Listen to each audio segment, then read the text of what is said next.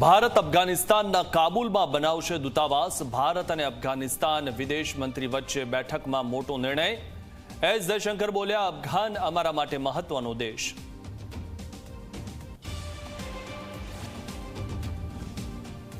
કચ્છના તત્કાલીન એસપી કુલદીપ શર્મા સામે ધરપકડ, વોરંટ। દાણચોરીના કેસમાં ભુજ કોર્ટે જાહેર કર્યું વોરંટ। 15 દિવસમાં હાજર ન થતા કુલદીપ શર્મા સહિત 2 લોકો સામે વોરંટ જાહેર।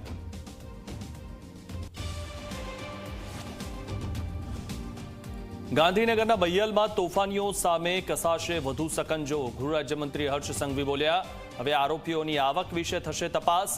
આવકની માહિતી મેળવી અસરગ્રસ્તોના નુકસાનની ભરપાઈ કરવામાં આવશે।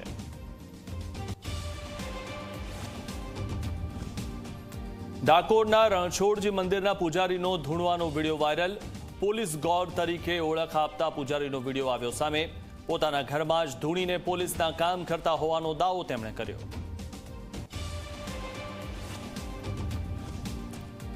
રાજકોટ મહાનગરપાલિકા સફાઈ કર્મીઓનું શોષણ કરતી હોવાનો આરોપ। એક પગારમાં 2 વ્યક્તિ પાસે કામ કરાવતા હોવાનો આક્ષેપ। સફાઈ કર્મીનો આક્ષેપ કરતો વિડીયો વાયરલ થયો।